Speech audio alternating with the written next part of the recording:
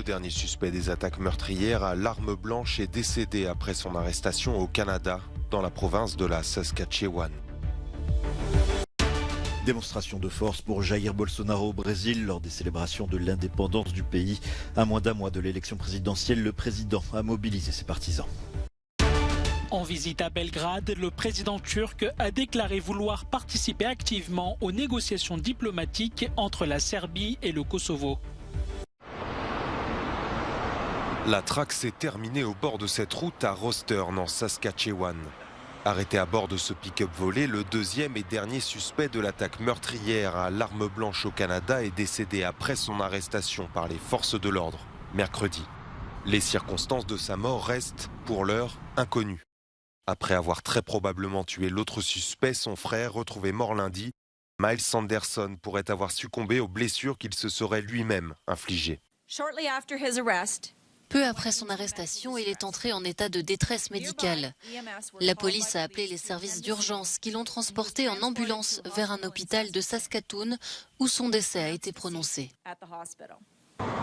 Connu des services de police pour des faits de violence et de vol, Sanderson est suspecté d'être l'un des responsables de la tuerie qui a dévasté la communauté autochtone de James Smith Cree Nation et le village voisin de Weldon. 10 personnes ont été tuées et 18 autres blessées.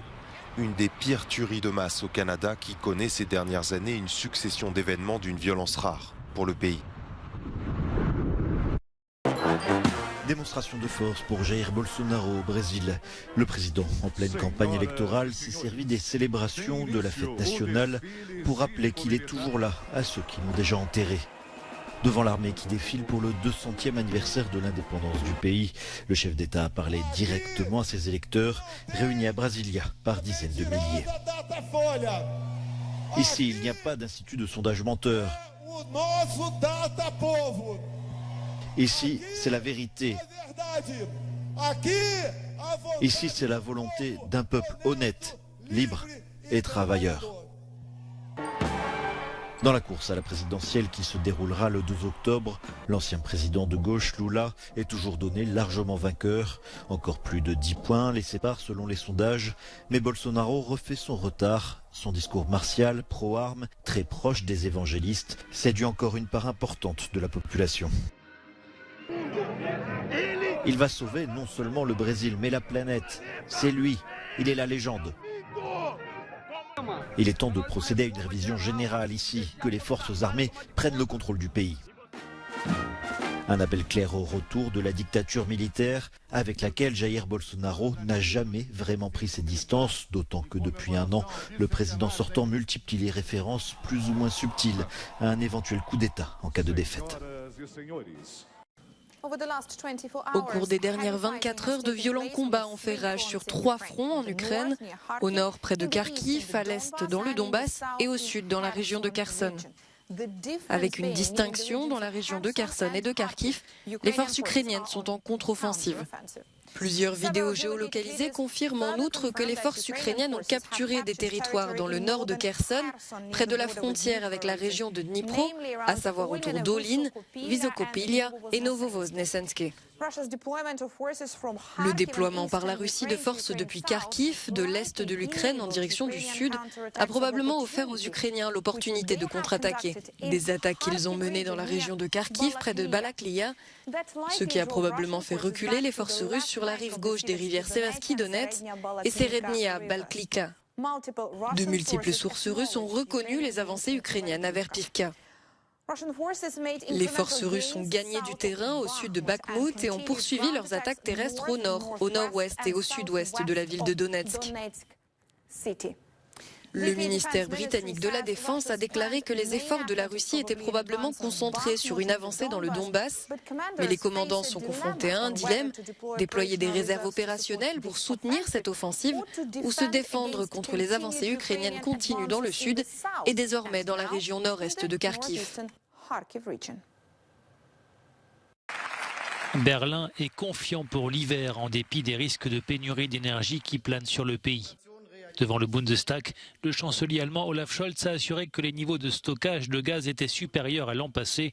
Il en a profité pour dénoncer la politique énergétique menée par les conservateurs sous l'ère Merkel. Tandis que les ministères dirigés par la CDU ne voyaient aucun problème au fait que les réservoirs de gaz de ce pays étaient vides l'année dernière, nous avons fait en sorte que cela change avec les lois et les règlements que nous avons mis en œuvre. L'opposition n'a même pas réussi à reconnaître que son propre échec s'était répercuté sur le nouveau gouvernement qui a réussi à résoudre ce problème. Olaf Scholz a salué les multiples projets de terminaux d'importation de gaz naturel liquéfié et les accords gaziers conclus avec la France, les Pays-Bas et la Belgique qui doivent contribuer à garantir la sécurité énergétique de l'Allemagne dans une période à haut risque. Ankara veut activement participer aux négociations diplomatiques entre la Serbie et le Kosovo. En visite à Belgrade, le président turc Recep Tayyip Erdogan a évoqué l'importance du processus de paix avec le Kosovo et l'intégrité territoriale de la Bosnie afin de préserver la stabilité dans les Balkans occidentaux. En ce qui concerne la résolution des problèmes entre le Kosovo et la Serbie, nous avons fait savoir que nous étions prêts à apporter notre aide de toutes les manières possibles. Comme vous nous l'avez fait savoir, il y a eu des avancées positives et j'espère qu'il y aura une accélération concrète et durable de ces avancées parce que les Balkans ne peuvent plus supporter ce genre de problème. De son côté, le président serbe Aleksandar Vučić, sans mentionner le Kosovo, a assuré que Belgrade était engagé à soutenir la stabilité en Bosnie.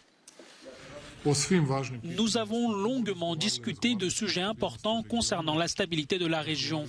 Nous avons notamment parlé de l'importance de préserver la paix et nous avons réitéré nos points de vue sur l'intégrité de la Bosnie-Herzégovine. Et j'ai également mentionné le respect des accords de Dayton et de la République serbe de Bosnie. La Turquie finance et participe à la construction de l'autoroute reliant Belgrade à Sarajevo. Pour l'Union européenne, Ankara et les pays de la région, ce projet est un signe politique positif pour la stabilité des Balkans. Le financement de ce projet est assuré par différentes parties. Il ne s'agit pas seulement de la Turquie. La Serbie et la Bosnie y participent aussi. En tout cas, pour le moment, tout se déroule comme prévu.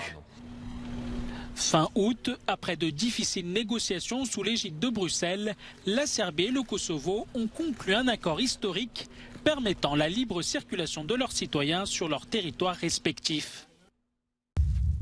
Dans le quartier de la Croix-Rousse à Lyon, le label Jarring FX entretient la flamme de la musique indépendante. Dub, électro, house, hip-hop rock, pas d'étiquette, mais un ensemble d'artistes et de projets musicaux qui font se rapprocher les styles et les influences. Pour fêter 25 ans et quelques d'existence, un festival de 3 jours, ce week-end à Villeurbanne, capitale française 2022 de la culture. Jarring Effect, comme on l'a présenté aussi par rapport au Jarring Fest, notre festival, c'est aussi 27 ans d'audioactivisme. Ce qui nous caractérise, on n'est pas à la recherche de la musique tendance ou mainstream, c'est défendre nos artistes, défendre ce que l'on aime. On n'est pas enfermé dans des cases et au contraire, on aime bien casser un peu les codes. C'est vraiment une ouverture d'esprit pour accueillir un maximum d'artistes en associant justement cette musique électronique avec des styles allant de la techno, de la musique urbaine et aussi, on va dire, des musiques du monde. Dans les artistes phares de Jarring FX, Sociedade et Recreativa, en provenance du Brésil, audio-activistes virulemment opposés à Bolsonaro.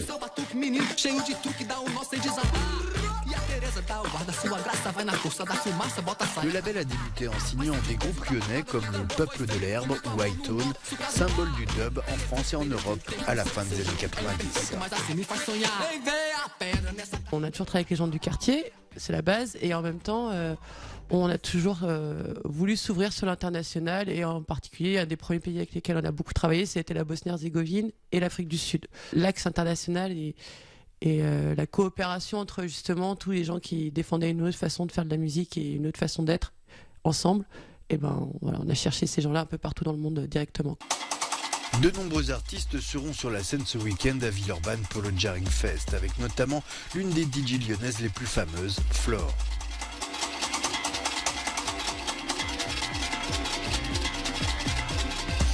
Elle partagera la scène avec la DJ marocaine B2B Glitter, faisant se rencontrer techno, house, dub et musique venue d'autres continents. Un condensé, s'il en est, de la philosophie musicale de Jarring FX.